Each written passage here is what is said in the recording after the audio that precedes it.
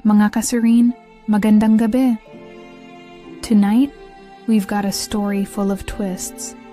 Anne and Benj meet on Tinder, but soon discover they're more connected than they thought. Love, family, and shocking truths. Get ready. I'm DJ Serene, and this is where the feels happen. Stay tuned. Magandang araw, mga ka-Serene. Ako si Anne, 25 years old. Alam ko, baka medyo kakaiba ang kwento ko pero sana ay makarelate kayo. Dati, akala ko ako lang yung may ganitong klaseng buhay. Puno ng tanong, puno ng pangarap, at puno ng pagmamahal na hindi ko alam kung saan ko huhugutin. Laking Nueva Ecija ako sa isang tahimik na bayan. Siguro, kung titignan mo lang sa ibabaw, normal lang ang buhay ko. Nagtatrabaho ako bilang isang sekretary sa isang maliit na kumpanya. Ang sabi ng mga tao, okay naman, tahimik, walang problema. Pero sa loob ng puso ko, may malalim na pagkukulang. Hanggang ngayon, hindi ko pa rin alam kung saan nanggaling ang pangungulilang iyon. Lumaki akong mag-isa kasama si Tatay Ernest. Siya lang ang nag-alaga sa akin mula nung bata pa ako. Si Nanay, sabi ni Tatay. Pumanaw daw noong maliit pa ako. Hindi ko siya naaalala. Ang alam ko lang, wala na siya. Pero, paminsan-minsan, kapag tatanungin ko si Tatay tungkol sa kanya, hindi siya nagkakamali. Palaging sinasabi ni Tatay, wala na siya anak. Pumanaw na siya. Kaya naman, sa bawat taon na lumilipas, palagi akong may tanong sa isip ko. Saan nga ba si Nanay? Bakit wala akong alala tungkol sa kanya? Naging parte na ng buhay ko ang hindi malaman ang sagot. I had to accept it. Pero alam ko, sa puso ko, may kulang.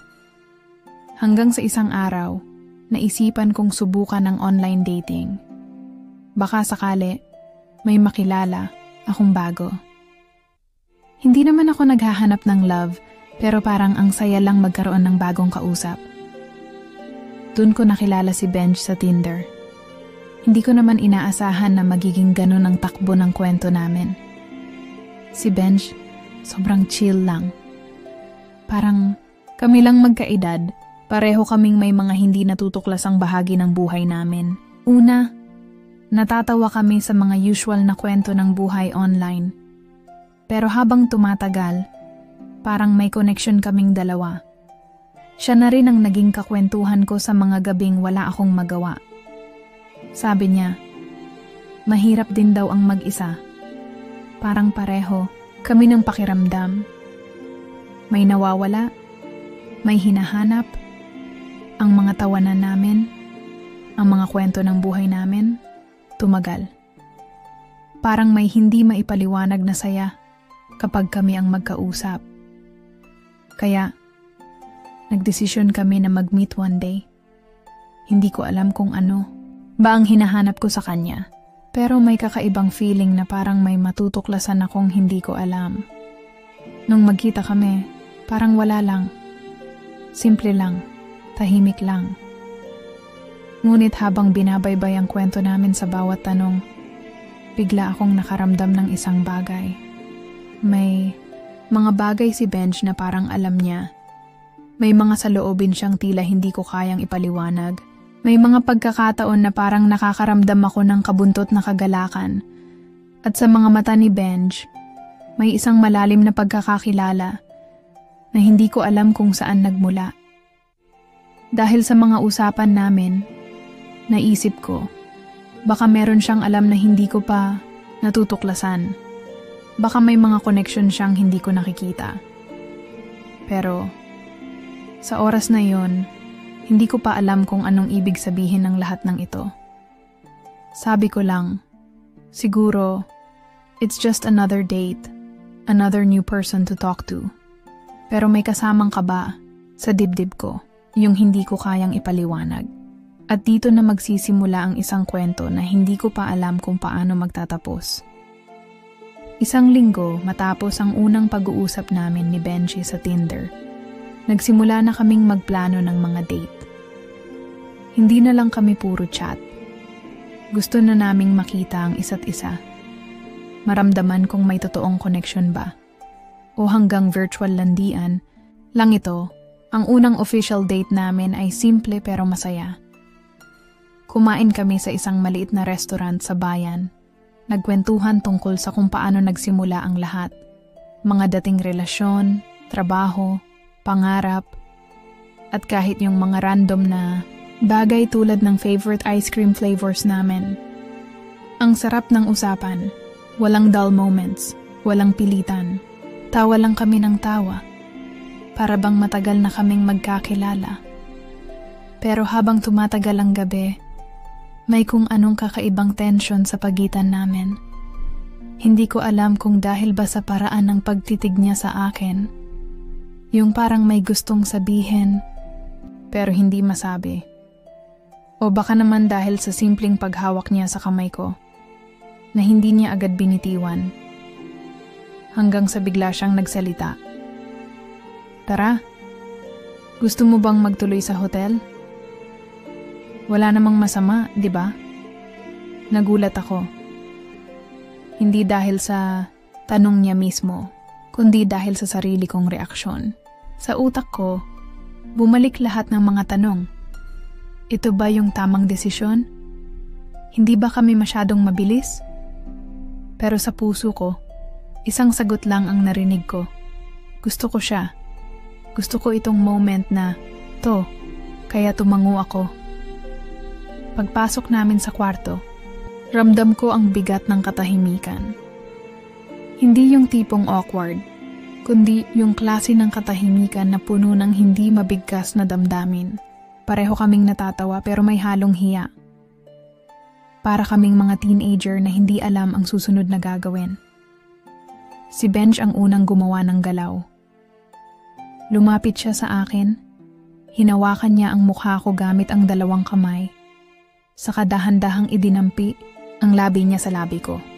Mainit, mabagal, pero hindi nagtagal, naging mapusok.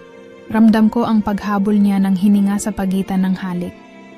Ang banayad na paghawak niya sa bewang ko, habang unti-unting bumabagsak ang mga jacket at saplot namin sa sahig. Sa bawat halik, sa bawat haplos, pakiramdam ko parang naglalaho ang lahat ng pag-aalinlangan ko. Walang ibang nasa isip ko kundi siya. Kung paano gumagalaw ang mga daliri niya sa balat ko. Kung paano bumibigat ang hininga niya. Habang mas lumalalim ang paglalapit ng mga katawan namin.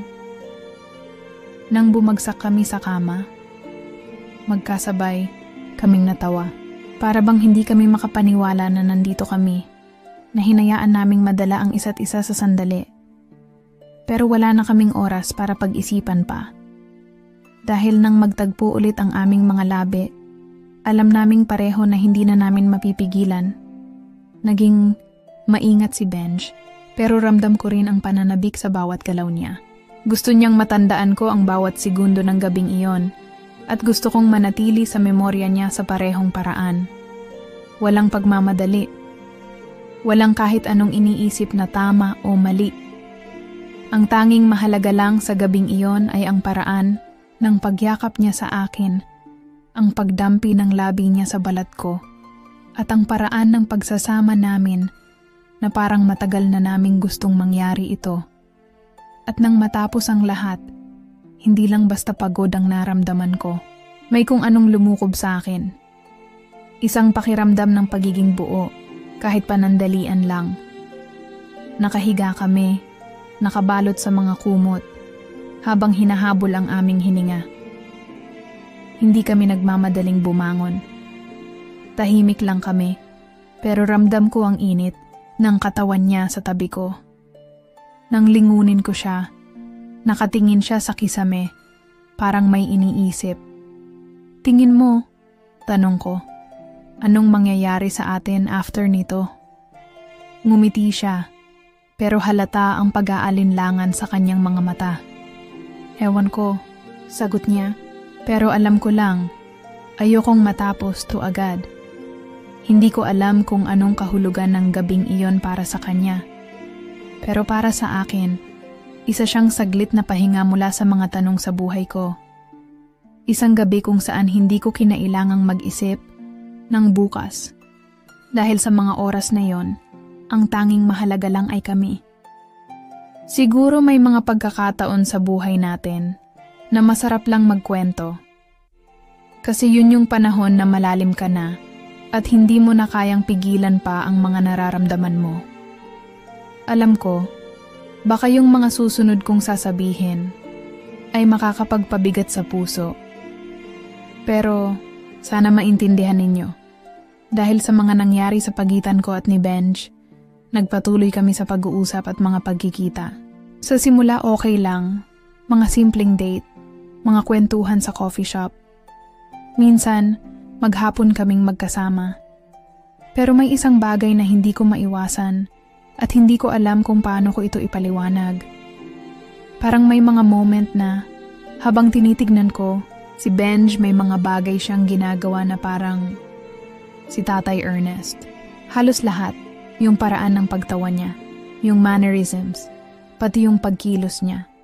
Mga bagay na nakakabit na sa alaala ko kay tatay. Kunyari, kapag may kwento kami na nakakatawa, parehong-pareho sila ng tawa. Yung parang malakas at maligaya, yung medyo maingay, tapos tumatagal. Sabi ko sa sarili ko, baka coincidence lang yan. Sa mga pagkakataong ganon, pinipilit kong hindi isipin. Sabi ko lang, wala yun, Ann. Lahat ng tao may mga ganong similarities. Pero hindi ko na talaga kayang i-ignore. Minsan, sa mga simpleng kilos lang niya, yung pagtango o yung pagkahulog ng mga mata niya sa pag-uusap, parang si tatay na siya. Parang hindi ko kayang itago sa sarili ko yung mga tanong sa loob ko. Bakit nga ba? Bakit ang daming similarities? Nasa isang coffee shop kami ni Benj nung unang beses ko talagang natanong ito sa sarili ko.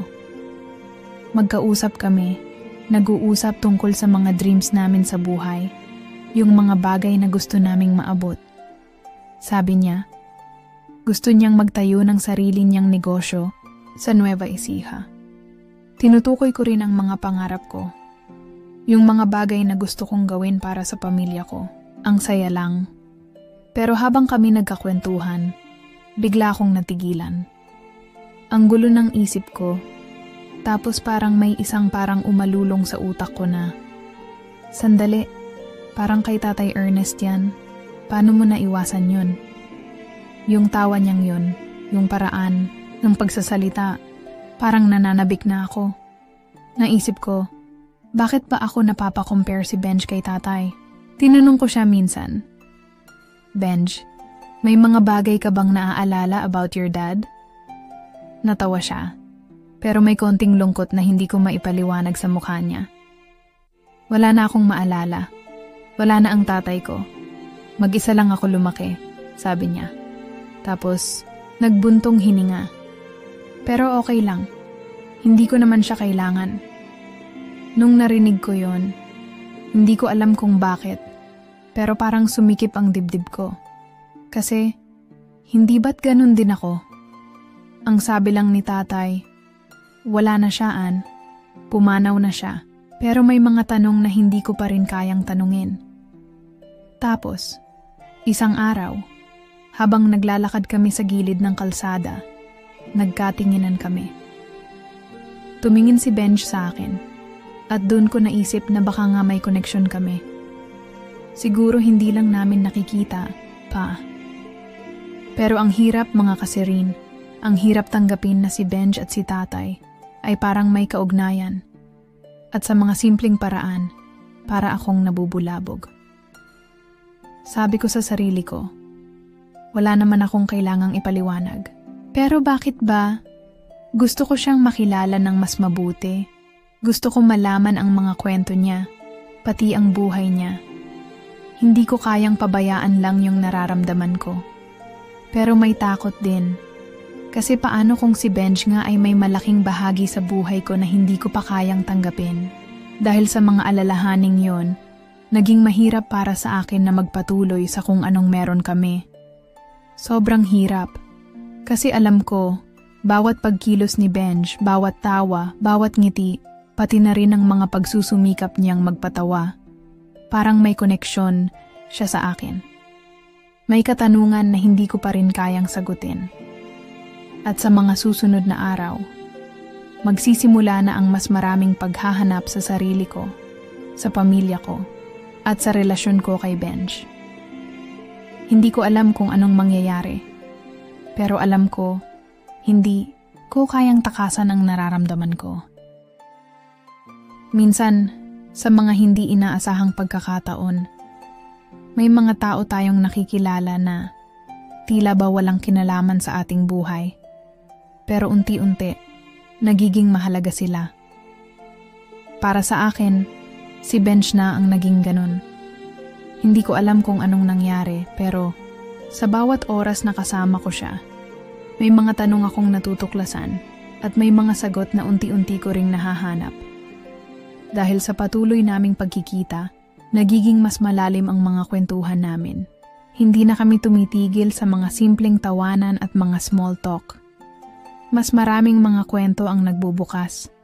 At unti-unti, natutuklasan ko na mas marami kaming pagkakapareho ni Benj kaysa sa inaakala ko. Isang araw, habang nagkape kami sa isang maliit na kafe sa Nueva Ecija, hindi ko na kayang itago pa ang mga tanong ko tungkol sa aking pamilya. Hindi ko na kayang pigilan. Sabi ko kay Benj, "Alam mo, Benj, ang hirap lang." Sabi sa akin ni tatay, pumanaw daw si nanay. Hanggang ngayon, wala akong alam kung anong nangyari sa kanya. Gusto ko lang malaman kung totoo ba yun.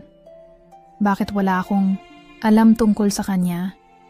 Si Benj, na parang naiintindihan ang pakiramdam ko, tumingin sa akin ng malalim. "Alam mo, Ann," sabi niya, "ako rin hindi ko alam kung anong nangyari sa tatay ko. Si nanay, ang kasama ko, pero palagi ko na lang iniisip kung anong buhay sana yung meron kami kung buo ang pamilya ko. May kakaibang pakiramdam na lumukob sa aking dibdib nang marinig ko yun. Para bang ang bigat ng mga saloobin namin. Kami ni Benj, parehong may matinding tanong tungkol sa pamilya, tungkol sa mga bagay na hindi namin kayang kontrolin. At doon, habang nagsasalita siya, naisip ko na pareho kami ng nararamdaman, yung pangungulila, yung paghahanap sa mga sagot na hindi matutunan sa isang simpleng tanong. Parang kami lang ni Benj ang nakakaintindi sa sakit ng walang buo, walang pagkakakilanlan. Tinanong ko siya, "Benj, hindi ba't nakakapanghinayang? Hindi ba't mahirap na hindi mo alam kung saan ka nanggaling? Kung sino yung mga tao sa likod ng iyong pagkatao?" Sumagot siya. Medyo mabigat ang tono ng boses. "Oo, Ann. Mahirap. Lalo na kung natututo kang mangarap, magtayo ng mga pangarap na walang nakikitang daan. Pero siguro, parte na lang ng buhay ko yon. Gusto ko ring malaman kung ano nangyari sa tatay ko, kung anong klaseng tao siya. Pero wala akong magagawa. Kailangan ko lang magpatuloy." Habang nagsasalita siya, naramdaman ko na ang koneksyon namin ni Benj ay hindi lang basta pagkakaibigan. Parang meron kaming hindi natutuklasang pagnanasa sa sagot ng mga tanong na bumabagabag sa amin. May mga bagay kaming pareho na hindi kayang sagutin ng mga simpleng kwento o pag-uusap. Hanggang sa mga sandaling iyon, unti-unti, nawawala ang mga duda ko. Siguro nga, si Benj na ang magiging sagot sa mga tanong na matagal ko nang pinapasan. Pumunta kami sa isang maliit na parke pagkatapos ng kape, naglakad ng magkasama at nagsimula ng mga simpleng usapan. Sinabi ko sa kanya, "Alam mo, Benj, hindi ko alam kung ano magiging buhay ko kung buo pa ang pamilya ko. Kung nandyan lang si nanay at si tatay, lagi ko naiisip kung ano kaya ang magiging pakiramdam kapag nakasama ko silang dalawa, na parang buo. Tumingin siya sa akin at nagbigay ng maliit na ngiti. Pareho tayo, Anne. Siguro iba kung buo ang pamilya. Pero wala eh. Hindi mo kayang balikan ang nakaraan. Ang tanging magagawa mo, magpatuloy at maghanap ng bagong simula. Habang naglalakad kami, parang may namumuong pakiramdam ng kapayapaan sa puso ko. Hindi ko pa rin alam ang lahat ng sagot, pero si Benj, sa mga simpleng kwento at pag-uusap namin, tila ba naging bahagi siya ng pagtanggap ko sa mga tanong na hindi ko kayang sagutin. Sa mga susunod na araw, naging mas malalim ang samahan namin. Masaya kami, pero sa mga gabing magkasama kami, hindi ko maiwasang itanong kung anong mangyayari sa aming dalawa. Parang sa bawat araw, may mas marami pa akong natutuklasan kay Benj at sigurado akong pareho kami ng hinahanap. Hanggang sa mga oras na iyon, isang tanong lang ang naiisip ko. Ano nga ba ang ibig sabihin ng lahat ng ito? Pero sa ngayon, nasasabik ako kung anong magiging susunod na hakbang sa kwento namin ni Benj. Mas lalo pang naging malalim ang koneksyon namin ni Benj. Sa tuwing magkasama kami, parang ang lahat ng problema sa mundo ay nawawala. Ang mga simpleng araw namin ng kwentuhan, mga tawa, at mga ngiti ay naging mga magagandang alaala na hindi ko na kayang bitawan. Minsan, naiisip ko na baka hindi lang kami basta friends. Baka kami na nga ang mga taong magkaakibat sa mga susunod na kabanata ng buhay namin. Pero, mga kasirin, may mga pagkakataon na parang may isang maliit na tinig sa aking isipan na nagsasabing baka may itinatagong lihim si Benj. Hindi ko alam kung saan nanggagaling yon. Pero ang mga tingin at mga pagkakataon na parang may iniiwasan siya, yun yung mga bagay na hindi ko kayang ipaliwanag. Alam ko na masaya kami, pero sa mga simpleng kilos niya, yung paano siya mag-smile, ang tono ng tawa niya, pati na rin ang mga maliit na paborito niyang bagay. Parang may mga piraso ng puzzle na hindi ko kayang ipaliwanag at hindi ko na kayang pigilan pa ang sarili ko. Ano ba ang connection namin ni Benj? Dahil nga parehong kami na lumaki na hindi buo ang pamilya, parehong kami na may mga tanong tungkol sa mga magulang namin, hindi ko maiwasang magduda. Hindi ko na kayang pigilan ang mga tanong sa aking puso. Nag-usap kami minsan at hindi ko kayang tiisin pa. Benj, may mga bagay na hindi ko kayang tanggapin. Alam mo ba kung anong nangyari sa pamilya ko?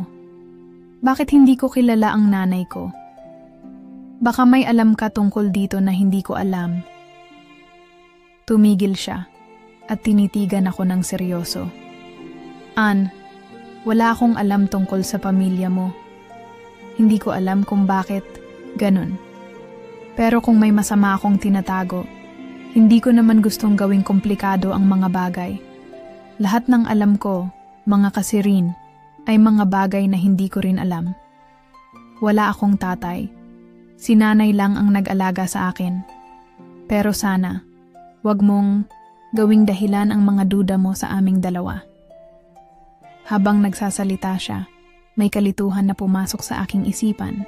Kung si Benj ay walang alam sa mga bagay na tinatanong ko, paano kung may iba pang koneksyon ang pamilya namin? Kung wala nga siyang alam, bakit ganun na lang kalakas ang pagkakapareho namin sa mga bagay na hindi ko kayang ipaliwanag?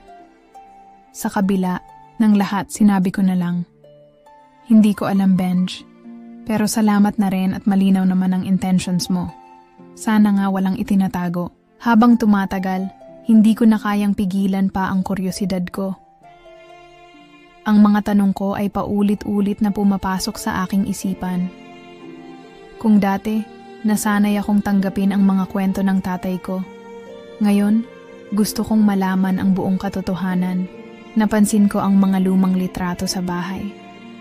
Lahat sila, mula sa mga bata pa kami, parang nagsasabing may mga parte ng nakaraan namin na hindi pa natutuklasan. Bumalik ako sa isang madilim na sulok ng bahay. Kinuha ko ang isang lumang kahon na may mga sulat, mga litrato, at mga dokumento. Kinuha ko ang mga sulat ng nanay ko na hindi ko pa binabasa. Habang binabasa ko ang isang liham, napansin ko ang isang pahayag ni nanay tungkol kay Tatay Ernest. Nabanggit niya na may mga bagay siyang iniwasan at may mga lihim na itinatago. Ang mga salita ng nanay ko ay nagsasabing hindi lahat ng alam ko tungkol sa pagkawala niya ay totoo.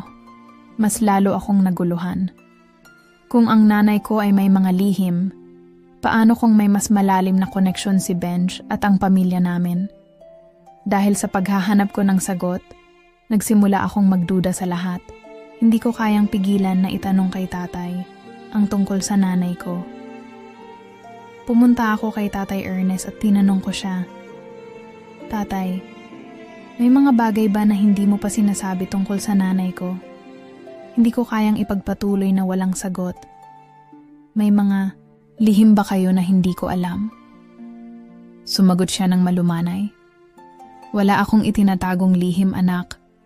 Kung alam mo lang, ang mga bagay na nangyari sa nanay mo ay masakit para sa akin. Hindi ko na kayang balik-balikan pa. Ngunit sa mga salitang iyon, mas lalo akong nag-alinlangan. Dahil kahit sinabi ni tatay na wala siyang itinatagong lihim, may mga piraso na hindi pa rin naaabot ng aking isipan. Matapos ang mga pag-uusap na iyon, mas lumalim pa ang mga tanong ko sa puso ko. Hindi ko pa rin matanggap na wala akong mga sagot. Isang gabi, nang magkasama kami ni Benj, naglakad kami sa isang park sa Nueva Ecija at nag-usap kami ng mas seryoso. "Benj, wala na akong maisip na ibang tanong. Kailangan ko talagang malaman ang totoo. May connection ba ang pamilya natin?" Tanong ko. Ngumiti siya. Pero sa likod ng ngiti niya, may kalungkutan at kabuntot na tanong. "Ann, hindi ko alam. Siguro nga, may connection tayo. Pero kung ito lang ang kailangan mong malaman, hayaan mong sabihin ko sa'yo. Hindi ko alam ang buong kwento ng buhay ko, pati na rin ang sayo. Ang alam ko lang, si tatay hindi ko nakilala." Si Benj ay napaisip saglit at sumagot siya ng, "Sa totoo lang, Ann, ako rin may mga tanong. Hindi ko alam kung bakit may mga pagkakapareho tayo. Pero sa mga gabing magkasama tayo, may nararamdaman akong hindi ko kayang ipaliwanag." Isang matinding katahimikan ang bumalot sa amin. At doon ko naisip, baka nga, may mga koneksyon na hindi namin kayang iwasan.